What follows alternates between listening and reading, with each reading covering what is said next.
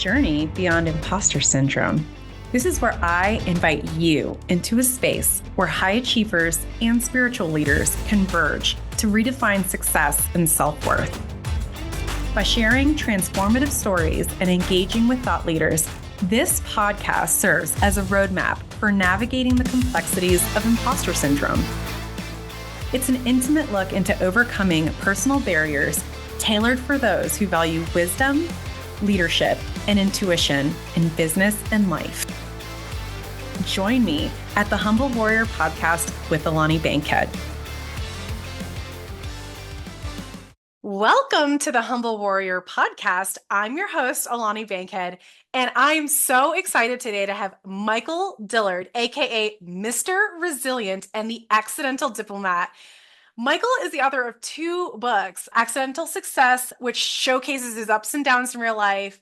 And his second book is Build Generational Wealth. It's nonfiction. It talks about personal finance. But Michael has a crazy story, you guys. And I'm going to brag on him for a little bit. He was in the Army. He worked in consumer finance for a Fortune 500 bank. No big deal.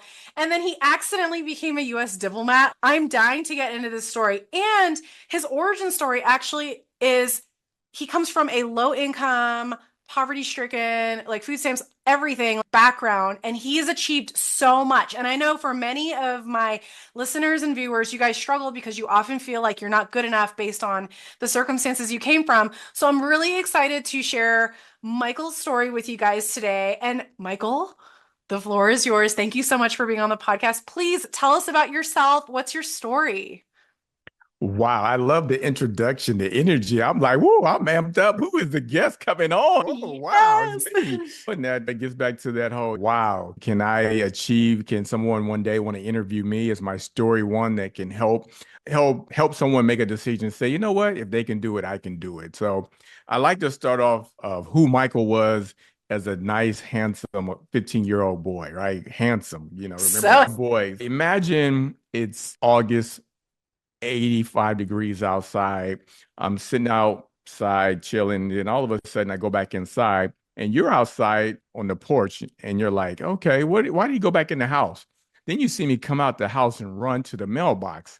I run to the mailbox, and then I stick my hand, right? Stick my hand in the mailbox, pull out an envelope, and I'm excited. I'm running around excited. Get inside the house, all of a sudden, you see my brother come out, jump into the old 1974 sky blue Oldsmobile. Then my mom comes out with our baby brother, carrying him, jump in the car. We put our seatbelts on. And then you're like, I want to know what's going on. So you jump in the car as well, and you put your seatbelt on. My mom puts the car in reverse. Next thing you know, she has it in drive, and we rolling down the street, 10 miles per gallon, having car. Then we pull up. My mom puts the car in park, and we are excited. We jump out the car excited, and then you're looking at us like, what is going on with these people? Why are they so excited? We pulled up to the grocery store. You see, the envelope had $220 worth of food stamps in it. That was the difference between us eating and starving. We were broke, but still living. That was my life as a young 15-year-old boy. Now, who could have imagined where my life would be at this point in time? So I like to tell that story for the young generation, especially for the Upward Bound Trio students, that anything is possible in life. As long as you have a vision, you take action, success will come. Oh my gosh, I got chills listening to you talk. Like I'm on the edge of my seat trying to figure out where we're going with this. And yeah, that's so crazy that you said you were broke, but you were still living. And I Yes. think this conversation is really timely, especially right now with how the economy is doing. And I know the economists say we're doing great and the market's at an all-time high, but there are a lot of people who are really suffering today. And something I hear in my practice and when I go do events a lot is people feel like their circumstances from the past or their finances in the present are the biggest barrier or one of the biggest barriers to them being able to achieve their biggest dreams. So I'm super curious. How did you go from being super excited about $200 worth of food stamps to the accidental diplomat, Fortune 500 company? Like, you've achieved so much. Like, how did this happen? When people ask me the question, I look back and I say it was because of Upward Bound that gave me a vision in life. Before that, my mom and dad, they were young. They met in high school, had me when they were 15, 16 years old. So I didn't start off in life with a head start like most people. Outward Bound came into the picture. My mom and dad unfortunately had separated. So now I'm a 15-year-old boy being raised by a single parent. The only goal for me at the time was to get the high school diploma because that's what my mom and dad wanted. They didn't achieve a high school diploma at the time. They got their GEDs later on, but for them, the goal was for me to get that diploma, and that was considered success. But thanks to Upward Bound, they said, Michael, no, you are going to go to college so that you can change the generational wealth in your family. That's what they were doing, and that's what they exposed me to. So by signing up for Upward Bound on the weekends, they make you go to a college campus for 4 hours, and they teach you and train you and tutor you on whatever math skill or English or science deficiency you might have. So they were giving me tutoring assistance on the weekend on Austin Peay State University's campus. After we graduated from high school, they paid for us to take 2 college classes. What this actually did, as I go back and I rewind, go back in history, and I realize what happened is this. There's this thing that I like to say, if they can do it, you can do it. If they can do it, you can do it. By putting us on campus at a college university and then having us take 2 college classes, we were college students. That's it's like the barrier had been broken because our mom and dad, they had never gone to college. And so here we are, we're going to college and we look around and we're like, they're just like me. They're just like us. There's nothing special about these people. They just had the access. That was the only difference. Oh my gosh. Okay, there's a lot we need to talk about in there. So, first of all, for those who are not familiar with Upward Bound, I know you explained it a little bit, but would you mind sharing with the audience members who don't know what it is? What is it? Who funds it? How do you get into it? Okay, great question. Outward Bound is a federal program under TRIO. It's funded by the Department of Education, and each college university will get so much money from grants. They have multiple aspects. They have some programs that only focus on high school students, trying to get those students to college. And then they have a program that helps college students to graduate. Basically, the purpose is to take low income students who parents have not gone to college to help them get into college. Or if you are from a single family household and your parents haven't gone to college and finished their degree, then you also qualify. It was basically trying to get those people whose parents never been to college, couldn't afford to go to college, and most likely wouldn't be able to help advocate for you to go to college because they never filled out the financial aid forms. They've Right. never taken a college class. So how are they going to guide you and direct you? So the goal is to take students whose parents never attained that goal and to help others grow in their career. Oh my gosh, that's so amazing. So, this is a federal program, and I just want to make sure I understood. The only requirements are you have to be like a low income student or your parents didn't go to college, right? Correct. So basically, those are the main parameters. Your parents did not graduate from college, and you also have to be low income. Maybe we'll put a link to the website because, of course, the Definitely program will. can change. But those are the Yeah. main determining factors: is Right. low income household, sorry, and parents didn't graduate from college. Okay. So, how did you get in this program? Like, how did you find out about it? Like, I was sitting in homeroom class when the teacher handed me a piece of paper. Never heard of the program.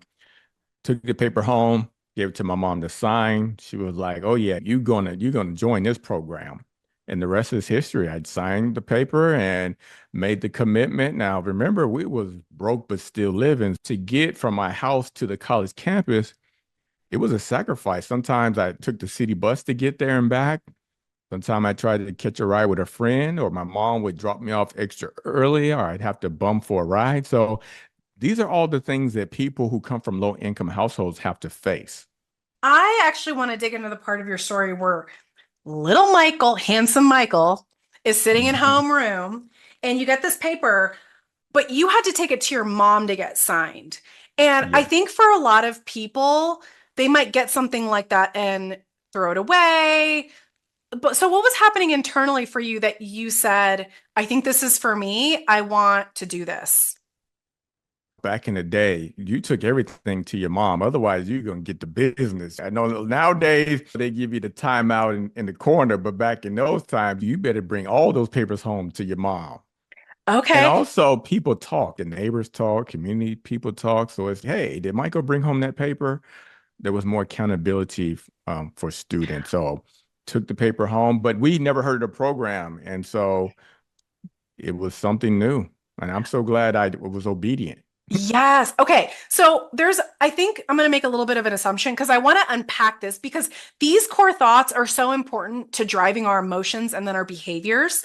So basically, what I heard you say was, I took that paper to my mom because I didn't want to get the business. Yes, Okay. So fear drove you to give mom that paper.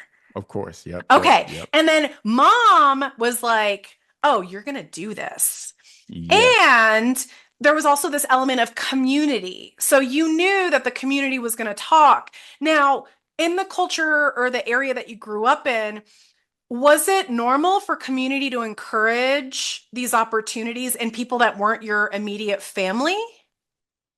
Yes, yeah. So it was normal. The neighbors would tell on you, oh, I saw Michael up the street. I saw someone doing whatever. So it was normal for the neighbors to tell on you or say, hey, Michael's doing the wrong thing, or hey, Michael was acting up in church and stuff like that. So it was very normal. Yeah, I love that. And I think that's really important because maybe you by yourself would not have made the choice to take that form to your mom, but you had this discipline set in you that no, I'm taking everything to my mom, and my mom is going to advocate for me and push me to do things that maybe I don't necessarily would want to do on my own.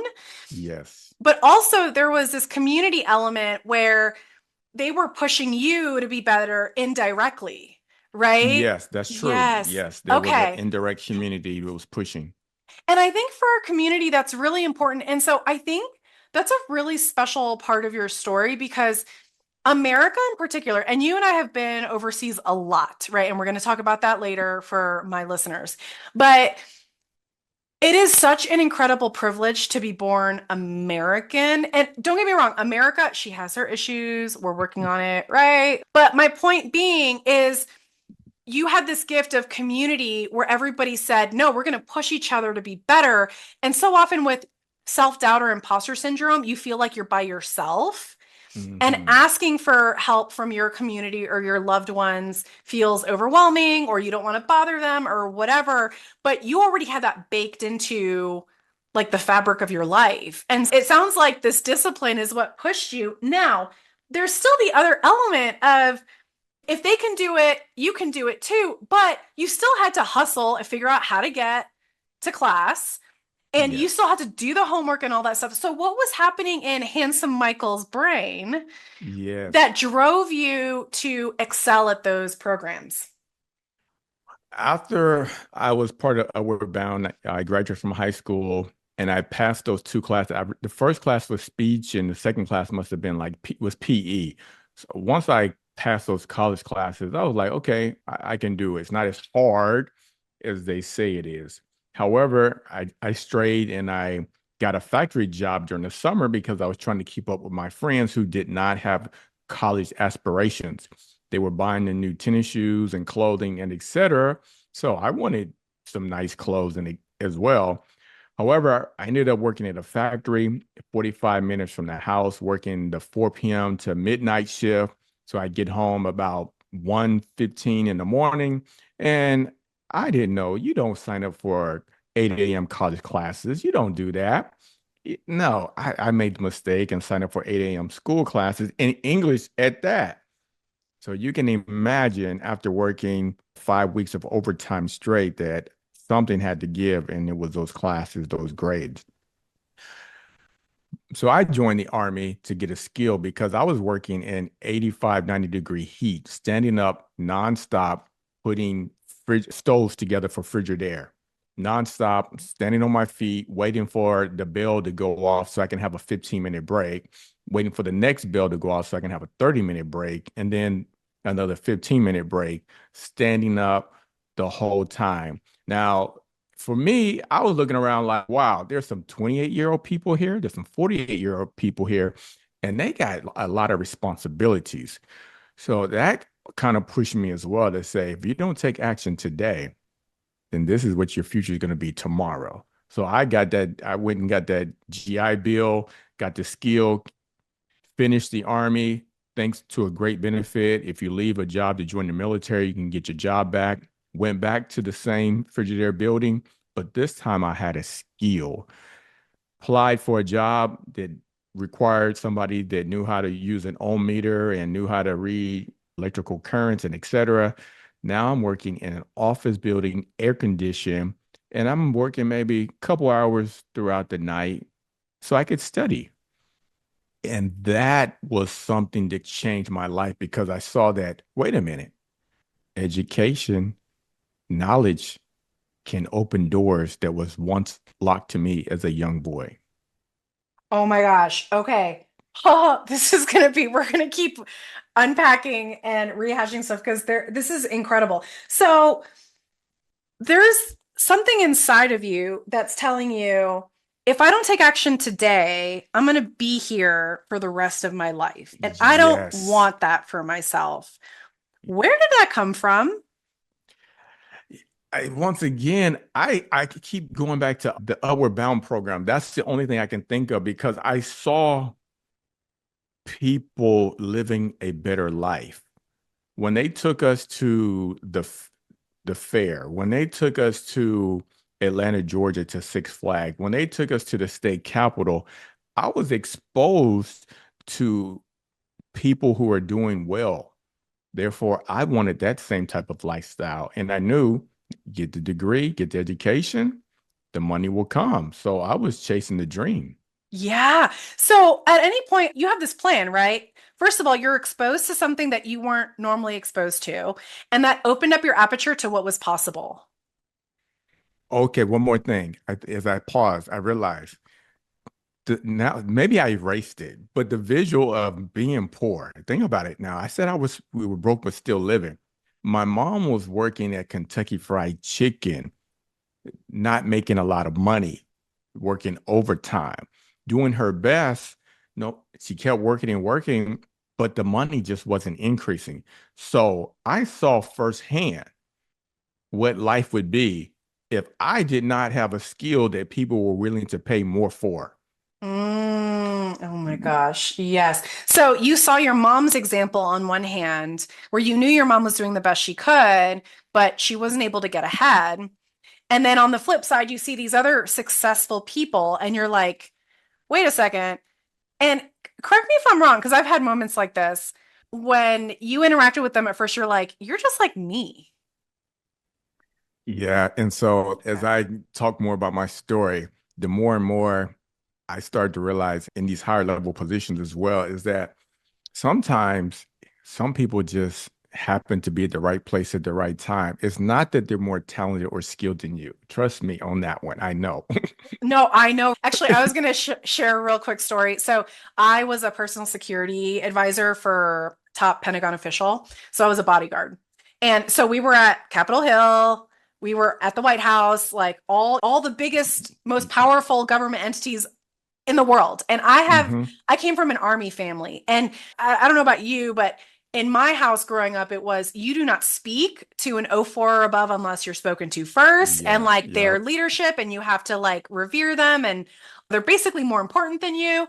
And then when I started going to Capitol Hill and interacting with very famous people, and I'm like, oh my gosh, just like me. And a couple of them, I was like, you're running what? That's Yes. scary. Yep. So I can absolutely resonate with that element of once you expose yourself to it, you can see, oh, actually, I'm really not different. So why do I think I can't do it and they can? So that's a Exactly. great tool for the listener of if you think you want to do something, but you feel like you're not good enough, go find those people and spend some time with them and see if they're really that much better than you, because you're going to find Yeah. that they put their pants on the same way as you do. Okay, now you've mentioned a couple of times this element of like right place, right time and luck. As part of the podcast, we do talk about whether you want to call it metaphysical or spiritual elements. And so basically, I just define that as something that you know is true that you can't prove. Hmm. And so everybody has a relationship with the metaphysical. And part of what we do on the podcast is help people unpack for them what that might look like. Some people are very spiritual or like religious. Other people feel very connected in nature. They get energy from that and they feel more at peace and content in those spaces. You've mentioned luck. And is luck kind of the thing that you're like, hey, my job is to be prepared. And when the opportunity comes, I go? Or like, how do you explain that you were able to access all these places that someone from your background typically isn't able to access? Do you have any kind of spiritual practice or anything that you leaned on to help get you there? Yes, part of the community growing up was that we went to a big church and we went Sunday morning, Sunday school, then we went to Sunday evening church, and then Wednesday we had Bible study, and we would do that. That was the routine nonstop.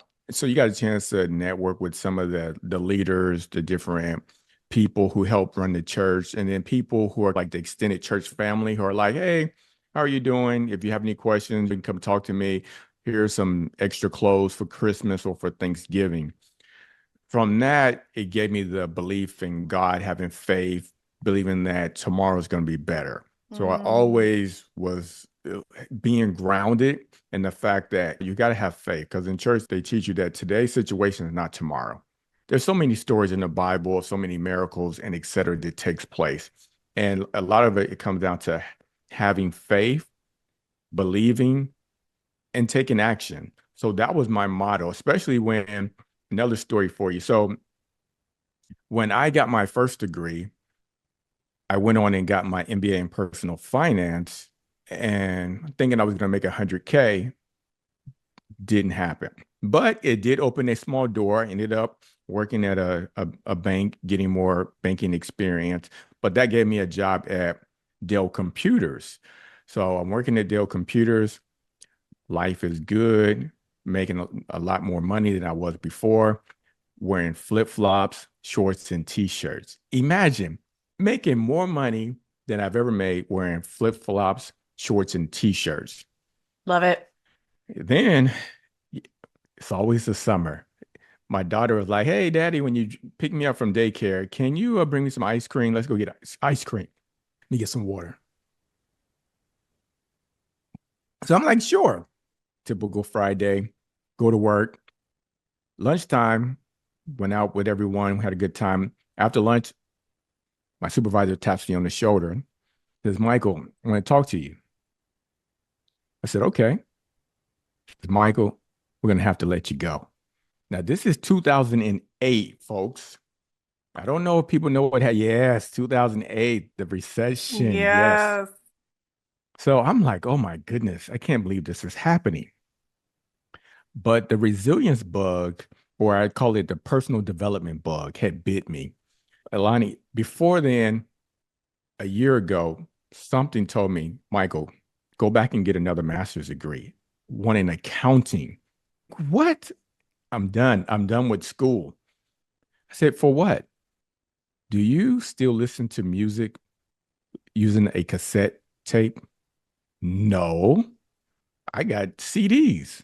Okay, Michael, are you watching movies on a VHS or beta tape? No, I'm watching it on DVDs. Okay. Do you really think people are going to keep paying $1,000, $2,000 for computers? I said, you got a good point. So I went back. and got my master's in accounting.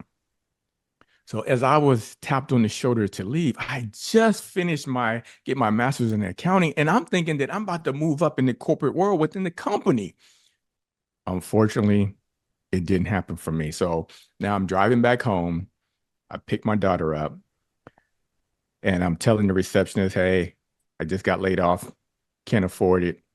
She said, "Okay, no problem." Unenrolls us, but I promised my daughter the ice cream. So I take my daughter to get the ice cream.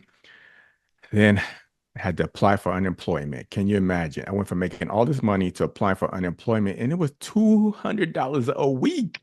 Wow. So once again, another setback in life. And then my wife was pregnant with our second child at that. You must have been having heart palpitations. But I wasn't as stressed because I believed. I did Ah, believe. okay. I wouldn't say I was worried, but I had faith that something would happen.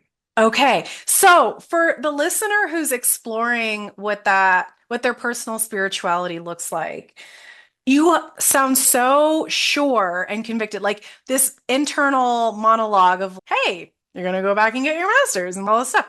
Like, how did you cultivate that? If somebody were to start their journey and they say, I want to be able to hear my intuition or God or whatever it is that they identify it as, what would you recommend to them to be able to strengthen that so they can cultivate that faith?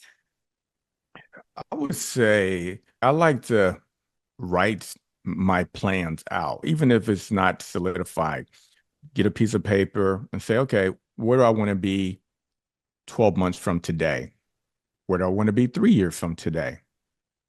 Now identify what resources do you have available that will allow you to take care of your 12-month goal. Call somebody, read books, get a degree, but take action. And once you Ooh, take action, you got to be willing to do the time. 12 months is 12 months. You can't just snap the finger and then you got your degree. You got to put in the work. So I say you got to be realistic in how much work it takes for you to develop your new self, right? Because yes. the new version of yourself, if you think about it, we're all going to fail at some point in time, but the goal is to keep getting up. When we were 6 months old, most of us wasn't walking. And then when we started walking, we fell down. But then guess what? We got up because we didn't quit. Yes. And I know especially in Western society, it's so true. And this is something we try to highlight on the podcast is we are so rugged individualist and so achievement and intellectually motivated that it's if I don't have an easy button to get to success, like I'm doing something wrong. But all of these things that you're talking about, they take time. So out of curiosity, from when you got the tap on the shoulder that you were being let go to when, let's say you got to the point where you can look back and be like, oh, I see what God was doing there. How much time passed?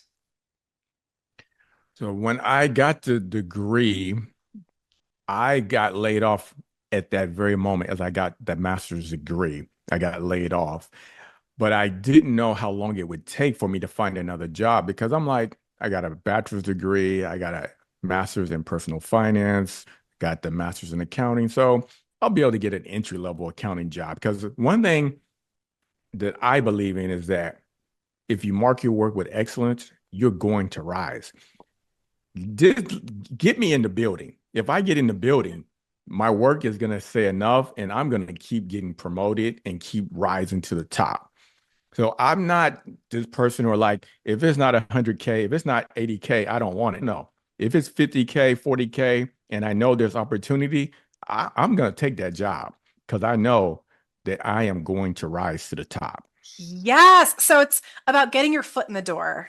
Yes. And then knowing, so we talk a lot about core values on the podcast. So it sounds like excellence is one of your top values for Yes. sure. And I love that because I do some career coaching with people to get them into federal jobs and stuff. And So often they're like, I want to do this job. And I'm like, okay, that's fine, but let's get your foot in the door. Let's widen our aperture on what's possible because once you can get in, then you can lateral to this other agency or you can network Yes. and stuff like that. But in the meantime, crush the assignments that you have. And that is so pertinent, I think, for folks. And you've also mentioned, you've sprinkled it throughout the interview so far that there were times where I call it a tactical retreat, right? Your army, but there were Yep. some jobs you took where you took a pay cut, but it's temporary because you have Yes. a bigger strategy on what you want to achieve. And that temporary quote unquote setback is actually going to set you up for what you want. And there are so many people that I work with that are like, I can't take that job. That's garbage pay. And Mm. so I love that you're like, so that faith element, and you said, have faith, believe, and take action.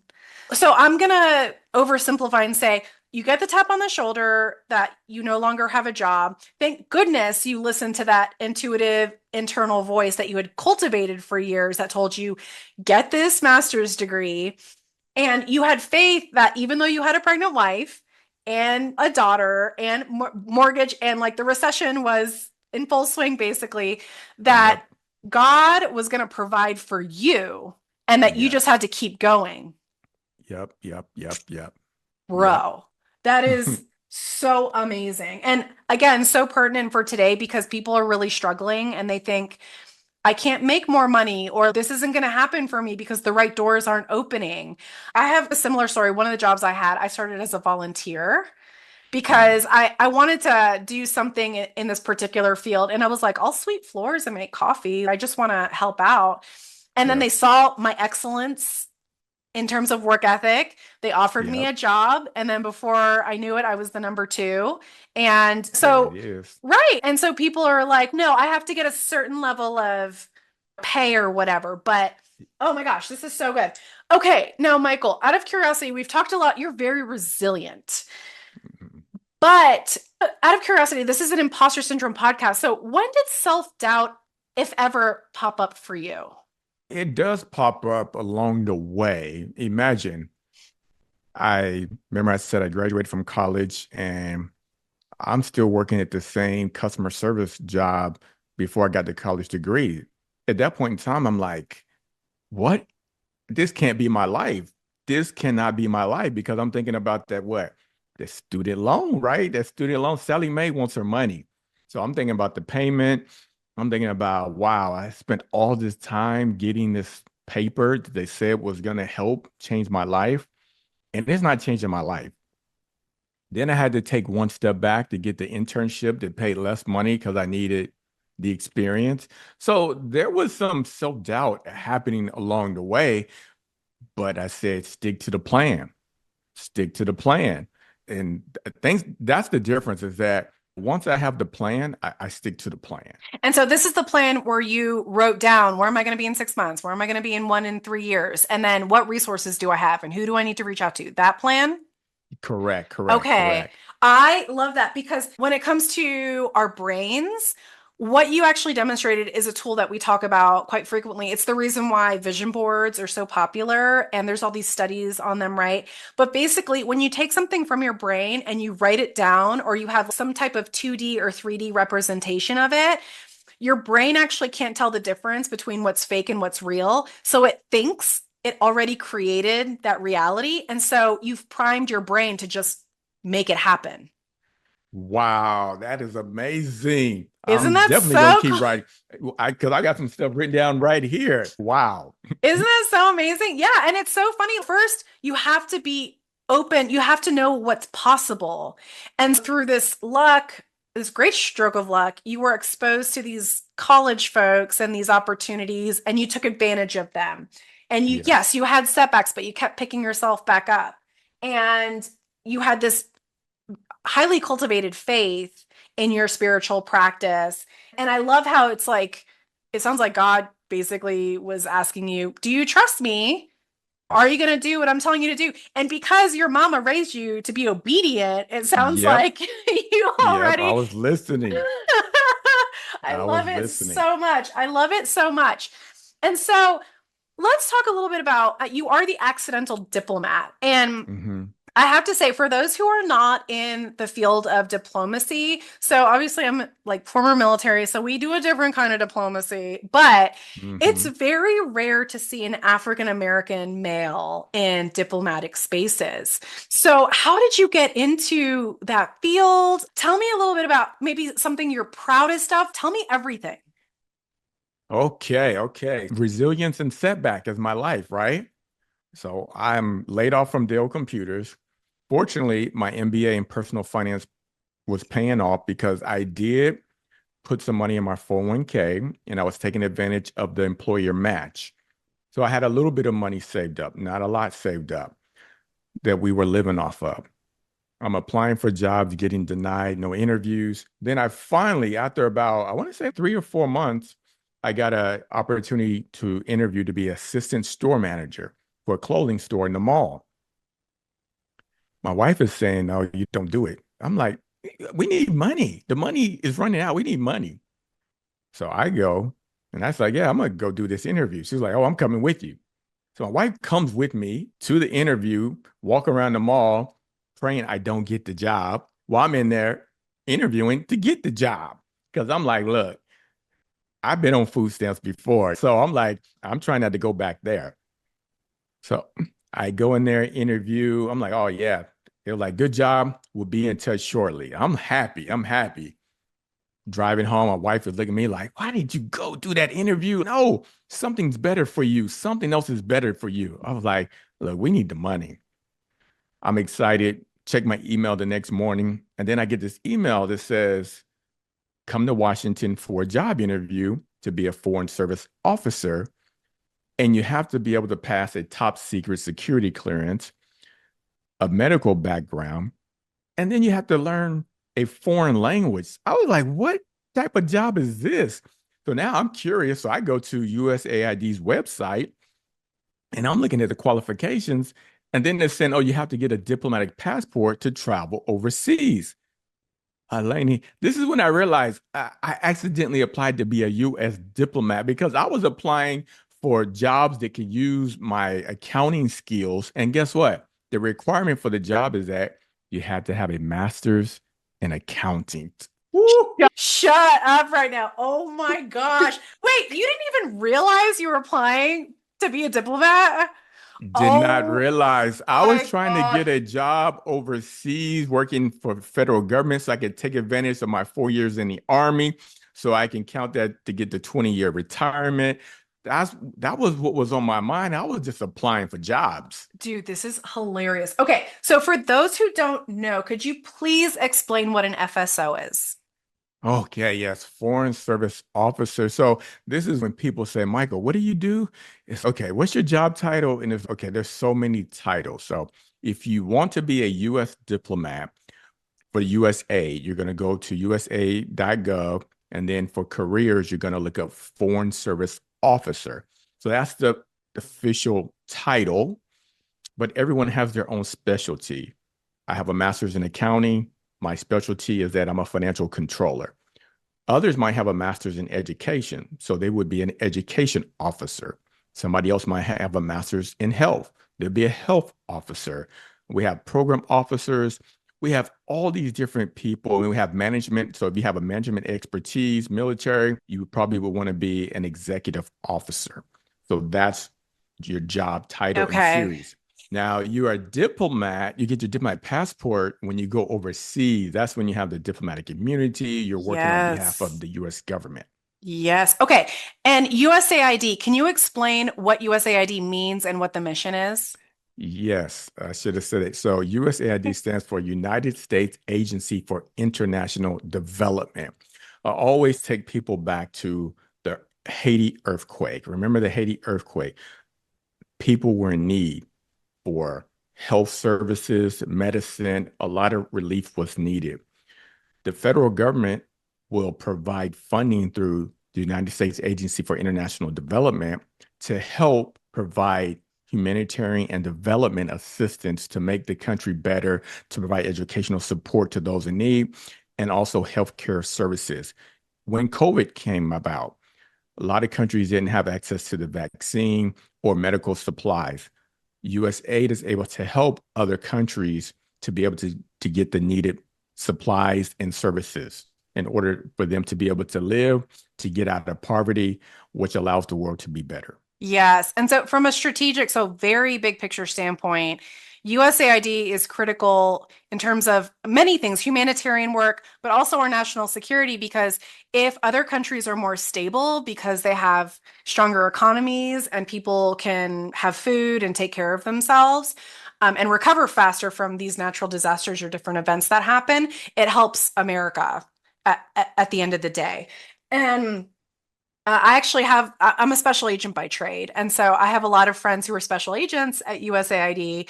And so they're out. I love their mission because you have people who bid for contracts to provide, let's say, refugee items to folks that are leaving war-torn areas. So it's sleeping bags and jackets and tents and all whatever stuff.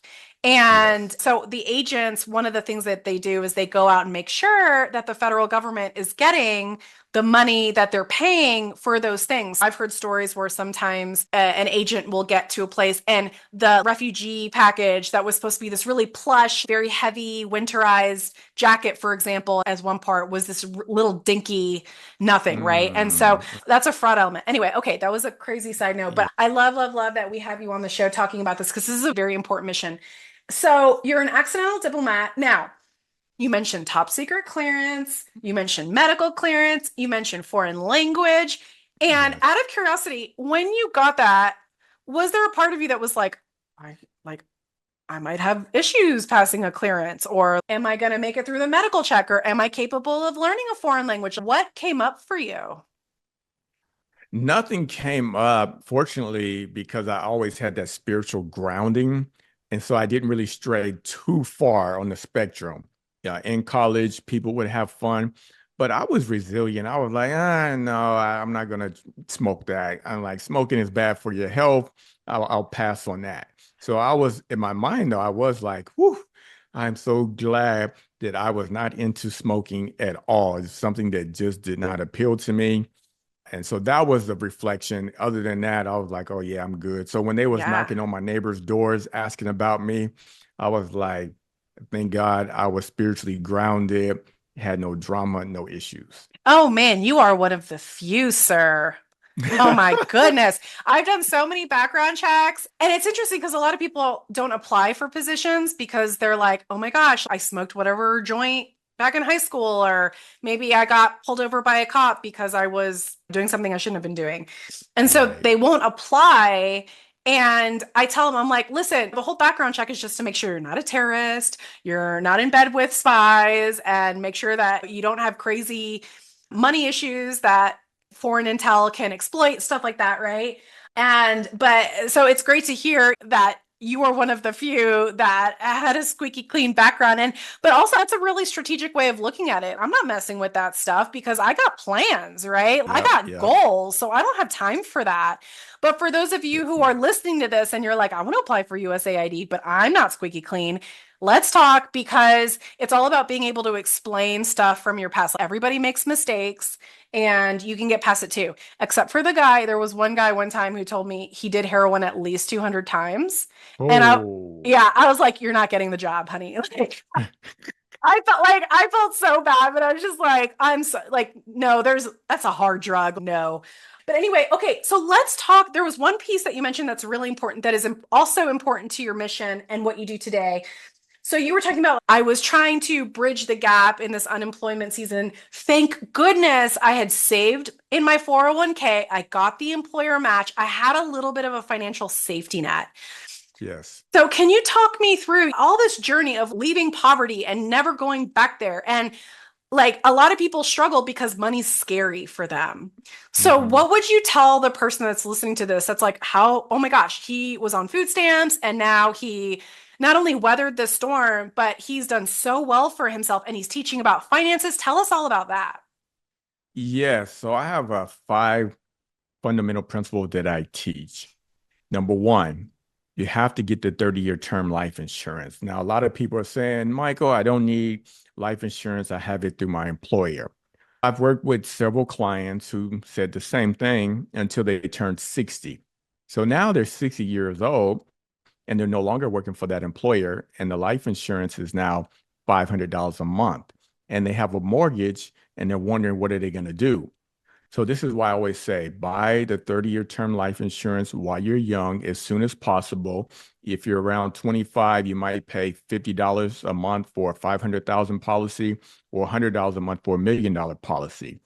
You are protecting yourself. You're building that foundation. You got life insurance.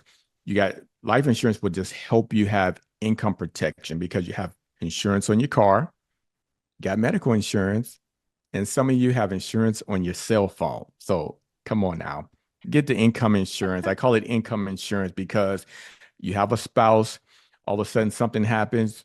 Who's going to help take care of your kids? Right. What you're going to do, go bankrupt? People don't think about all those bills. And Yeah. the employer, $50,000 is great, but is $50,000 going to last until your child graduates from high school or college? Right. Not in this Mm, economy. Nope. not at all. Not at all. So that's number one. Then number two, you got to get the free money. Folks, you got to get the free money. The employer is offering you a match. They say, look, if you're willing to invest in your future, we'll help you. So you put in 5%, say that's $200 for the month. They put in 200. That's 100% return on your money. You can't Boom. beat it. You can't Boom. beat that Nope. nowhere. That's just the Yep. money. And then we haven't even talked about compound interest. That is another lesson in itself. Whole Yep. another lesson in itself. And that's why Einstein said compound interest is one of the eight wonders of the world. Magical. Yes. He who understands it earns it. He who doesn't pays it. Now, I always tell people change the word it for money. He who understands money earns money. He who doesn't pays money. You are paying Boom. money, losing Yes. money by not taking advantage of the compound interest. Yes. Okay. We already went down this rabbit hole, so we have to explain what compound interest is. So please, Ooh, okay, okay. we're It's here. simple. Okay, we're gonna go deep. Okay, compound interest is how your money will grow over time. So here's a cheat sheet. So people get a piece of paper and an ink pen. Take the number 72, and you're going to divide it by your average rate of return. Now, a bond has a 3% average rate of return. So the formula would be 72 divided by 3. Just take the number. So that's going to give you 24. That means that your $10,000 that you have sitting there will double to be $20,000 in 24 years. However, if you invest in the S&P 500, the large cap fund, like I like to teach, it has an average annual return of 9%. So take 72 divided by 9 equals 8. So in 8 years, your 10,000 will double to 20. And then 20 becomes 40. 40 becomes 80,000. 80 becomes $160,000, folks. And that is how compounding interest works. Okay. For those of you who are like, you lost me, I'm not a numbers person. I don't have a master's degree in accounting, Michael. So Yes. what he's talking about is your money in this case doubles every 24 years, right? So he said from 10,000 to 20,000.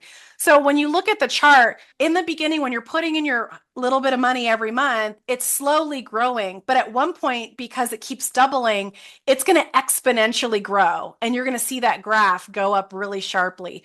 You guys, imagine sleeping and making tens of thousands of dollars a month because you were putting in $100 a month when you were 22.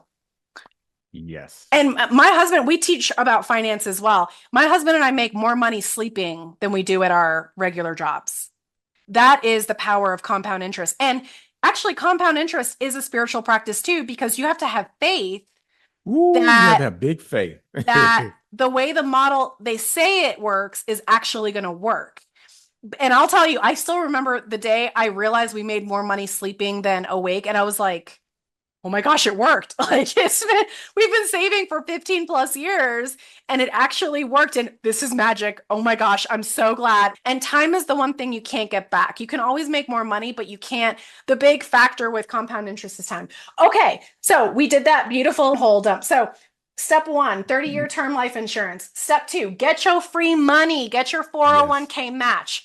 What's Number next? three. Number three is pay off the high interest debt. So Oof. most likely you got a 24% interest credit card. Pay it off. If you make the minimum payments, it's going to take you 24 years to pay it off, and you'll probably pay double the price. So that's Mm, number three. can't have that. And then number four is everybody likes a discount, 10% off, 20% off. So take advantage of your individual retirement accounts. You can open up a traditional account or a Roth account, and the government's going to provide you a tax discount. Go to irs.gov to find out what your discounts would be. And then number five is called a child retirement account. Now you're like, Michael, what's a child retirement account? The real name is a child savings account. What you want to do is when your child turns one, put a couple $100s into the account. When they're two, have grandma put some money in there. But if you can put $5,000 in the account by the time they're 18, here's what's going to happen. The $5,000 is going to grow to be $320,000 when they're age 66. Now, that's a nice little retirement fund. Wow. Okay, we're going to say this again because I think it needs to be repeated. Your child retirement account or your child savings account, all you have to do is put $5,000 in over the course of 18 years, people. That's like nothing. Okay. So stop Yes. going out to McDonald's like once or twice a month, put that extra money in, and you can gift your kid financial security. Gift them financial security. I Oh like my that. I'm gonna have goodness. to take that from you. I'm borrowing that. Steal Thank it, you. steal it. And the other thing too, and we've talked about finances in other forms on this podcast, but having a financial safety net is going to be the thing that weathers you through difficult seasons, whether you're unemployed. Getting fired is like normal these days. It doesn't mean you're a piece of crap. Like everybody gets Hmm. fired. And the other thing is, I'm going to go level two. If you do these things that Michael's talking about, you could set yourself up to really work passion projects and passion jobs because you don't need the money because you have the money. Yes. And I agree. We always say you're either making money from the bank or you're paying the bank money. And I don't Hmm. want to be paying the bank money. They're already rich. They don't need any more money from me. We're going to have them paying us interest and we're going to be Yes. sleeping really well at night. Oh my gosh, Michael, I know I've taken so much of your time. Thank you so much. This was incredible. We are going to put all your 5 steps and information. If you guys, if you have questions on the financial coaching piece, especially if you're military, because remember, Michael's a veteran. You guys reach out to him, schedule an appointment to talk to him, get his services, because what you're doing is you're investing a tiny bit of money now so you can make exponentially more money down the road. So this is a very small investment, and I've done it with other folks, and it's been well worth it. Michael, thank you so much. My key takeaway is actually if they can do it, you can do it, which is something that resonated with me. I remember when I was young and having my self doubt and my imposter syndrome, and I would see some people do things, and I'm like, they're sorry, no offense, but they're dumb. And I'm like, if they Hmm. can do it, then I can definitely do it. And that was the thing that drove me. And so, guys, remember that we're going to put all this information, the 5 points on personal finance, where you can find him, where you can book some information. If you're interested in applying to USAID, we'll put that on there as well. And Michael, is there any other information you want to share with people? Last words? Yeah, last words is to go to my website for a lot of resources, madillard.com. You can go there. You can check out some of the links to YouTube where I provide additional educational information, where I really give you a deep dive. And then I'll also provide you the graphics so you can actually see how money is compounding over time. And then you can also listen to other great people who are sharing personal finance stories. And if you're looking to book me to come and speak to your audience, you can also check out my speaker reel at madillard.com as well. Oh my gosh, sign me up. Like, I need to have you to speak at my people at some point. So, thank you so much, Michael, for coming on this podcast. I know you're going to encourage and inspire so many people. And for the rest of you, if you're looking for other resources, so Michael's very clear on his life purpose. If you're not sure, check out my life purpose exercise freebie. It's on my website, www.mightysparrowcoaching.com. I have video prompts for you to help guide you. Or you can check out my best-selling book, The Least of Us, How Your Imposter Syndrome Points to Your Greatest Power, which is available at all major book retailers. And thank you so much, Humble Warriors, for joining us today. Thank you, Michael, for being here. But remember, guys, the world needs who you were made to be. Thank you so much. I love you guys, and we'll see you soon. Have a good one. If you enjoyed this episode and would like some help overcoming your imposter syndrome, check out the free life purpose exercise on my website and subscribe to my blog. If you already know what your life purpose is and are ready to crush or harness your imposter syndrome, then you're going to love my best-selling book, The Least of Us, How Your Weakness Points to Your Greatest Power, available on Amazon and all major book retailers. Or you can hit me up at alani@mightysparrowcoaching.com to discuss private coaching or corporate and government training. That's ALANI@mightysparrowcoaching.com. Listen, there's only ever been one you, and there will only ever be one you. And you have a specific gift to give that the world desperately needs. Don't let your self-doubt be the thing preventing you from living your most joyful and impactful life. Until next time, I'm always cheering you on.